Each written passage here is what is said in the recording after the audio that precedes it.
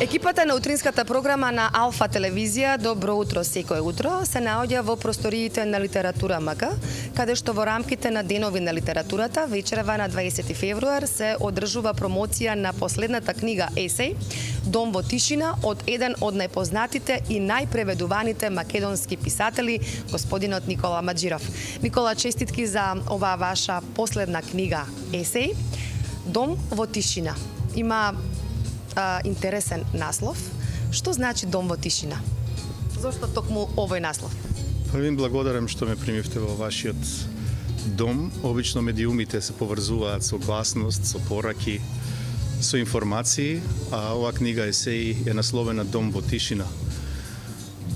Тоа е всушност комплетирање на есеи кои се пишувани во период од 10 на 15 години и го обработуваат феноменот на непостојаноста на домот како освен како физичка градба и како емотивна градба, како ментален простор во кој се населуваме. Меѓутоа тука има еден историски миг, а тоа е секако овие простори се познати по сите преселувања, вселувања кои што се случувале низ историјата, дали присилни, дали добротвор, да речеме еве така по собствена умисла, дали пак исто така принудени. И секогаш во секое место постојат празни домови, односно домови во тишина. И сметам дека тие домови понекогаш многу повеќе зборуваат отколку населените домови. Изгасените светла внатре, да речеме, цвеќињата кои остануваат на балконите и така ја губат својата свежина. Едноставно, тоа се знаци на некоја дамнешна присутност. Освен оваа книга што се занимава со домот, како место во кој ние го населуваме, всушност сакав да обработам и една друга димензија на домот, а тоа домот не како место на живење, туку домот како место на враќање. Исто така и место на отсуство.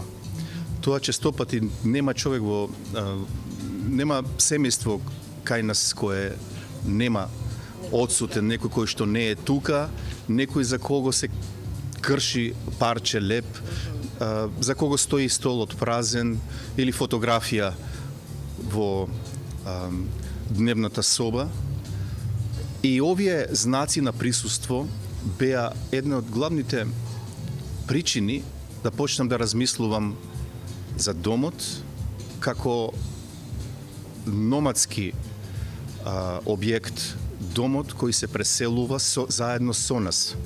Секако тука имаме сликата на полжевот кога размислуваме така, меѓутоа понекогаш кога ќе видиме празна куќа, зарем не размислуваме дека некој одовде заминал, дека некој ја оставил целата историја на своето детство внатре.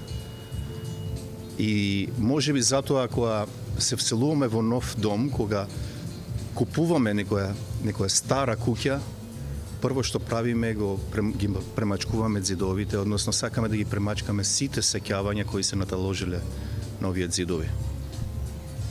Има символика, и тоа голема символика во овој наслов, Дом во тишина. Која е темата што ја обработувате во книгата и која е пораката што ја испраќате на вашата публика, на вашите читатели? Темата е, како што напоменав,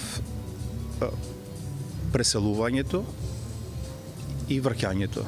Најчесто овие два феномени кои се клучни за воопшто и за книжевноста и воопшто за сваќањето, обидот за сваќање како функционира светот.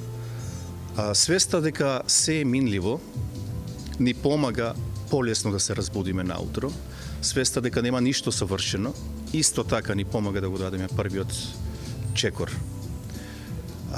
Затоа повеќе пишував за сеќавањата, пишував за прагот, кој е можеби најсигурното место во куќата.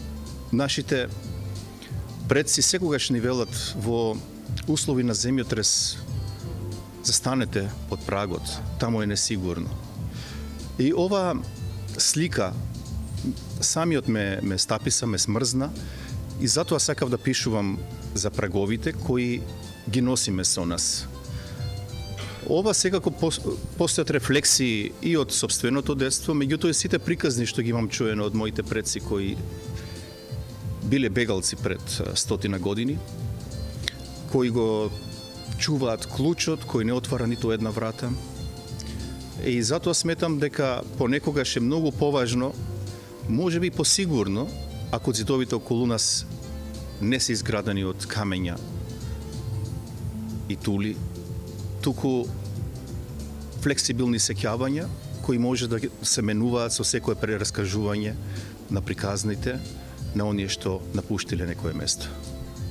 Што им порачувате на читателите преку оваа книга? И преку оваа книга и воопшто да се вратиме на читањето книги, затоа што секогаш е подобро кога сами ќе створиме слика, макар таа била и погрешна, меѓутоа читањето само по себе не е врата на погрешноста, туку врата на имагинацијата.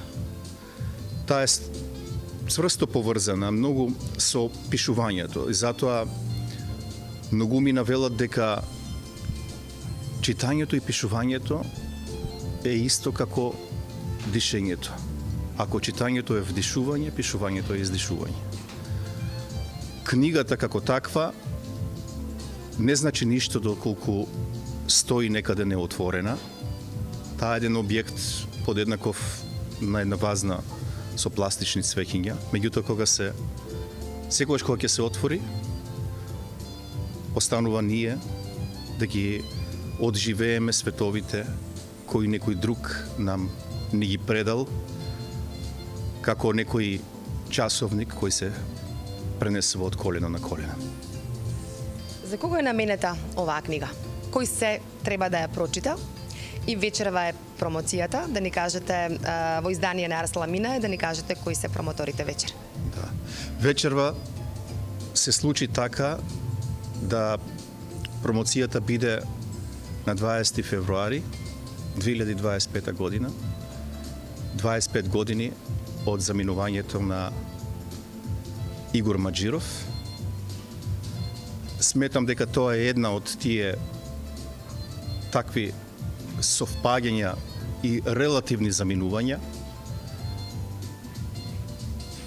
Оваа книга е наменета на секој кој се чувствува невдомен, на секој кој се чувствува вдомен на погрешно место, но и на секој кој се чувствува убаво и молчи во својот дом.